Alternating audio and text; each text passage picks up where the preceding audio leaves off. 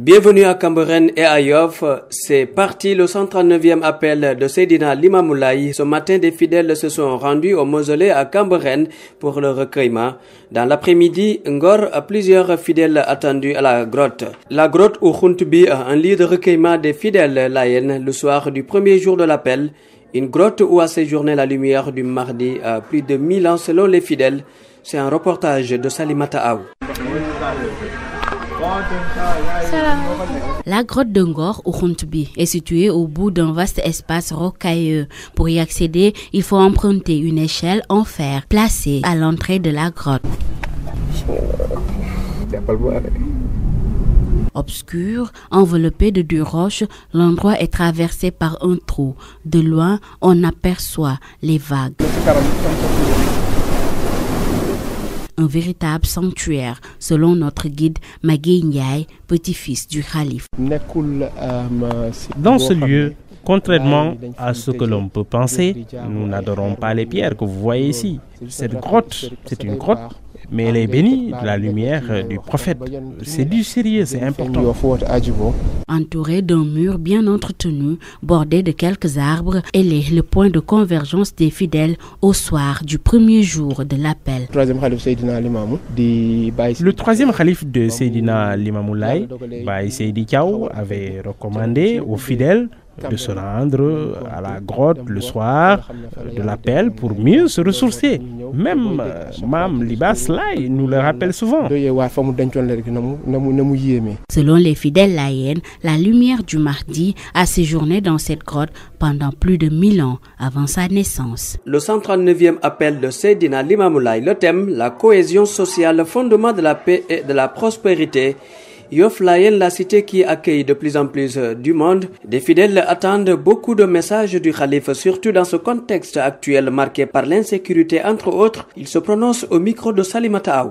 Alors, le plus important aujourd'hui, après le message du calife, c'est l'applicabilité. Comment nous allons, nous, en tout cas talibé, en tout cas sabre de Seydina Limamou Laye, comment nous allons appliquer, comment nous allons poursuivre ce message dans le quotidien de notre vie. Ça, c'est le plus important. Mais c'est un message qu'on pourrait élargir et partager en général par rapport au monde entier, vu aujourd'hui l'instabilité socio-économique, même politique, avec tout ce qui se passe. Je pense qu'aujourd'hui c'est un message qui est le bienvenu.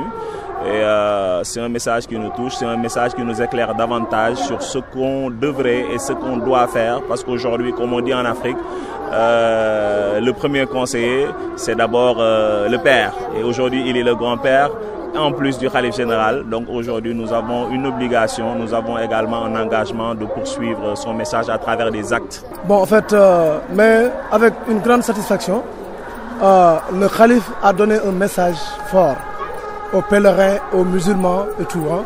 Vraiment, nous souhaitons un bon appel de 2019. Vraiment, vraiment.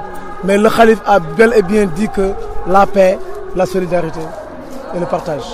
Liñ ci doon xaar rek mooy comme niñ jël système bi mooy que ne cohésion sociale bi ñu booloo nekk benn waaw kenn ku nekk dimbalante mais bu ñu xoolee léegi lii gis boo xoolee lii passé lii fi jot a am. Chaque année, les familles se mobilisent et mobilisent les fonds pour accueillir les milliers de fidèles. Elles dépensent sans compter beaucoup d'argent pour la prise en charge des fidèles qui sont venus.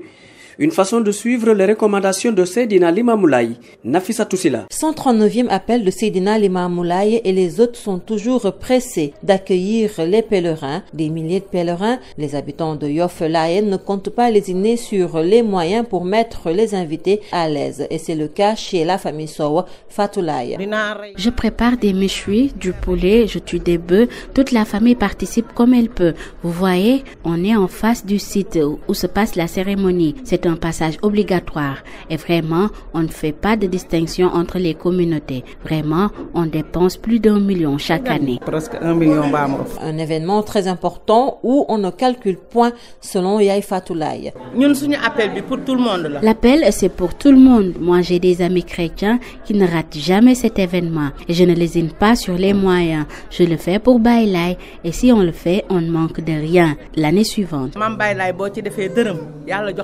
Chez Imam Maktar Ngom Laye, l'appel a tout un sens. Donc on est obligé de dépenser parce que qui dit appel dit réception. Et si vous recevez les gens, il faudra impérativement que vous leur donnez à manger et vous leur donnez à boire aussi. Donc pour les dépenses, ça ne nous fait rien du tout parce que ça rime avec.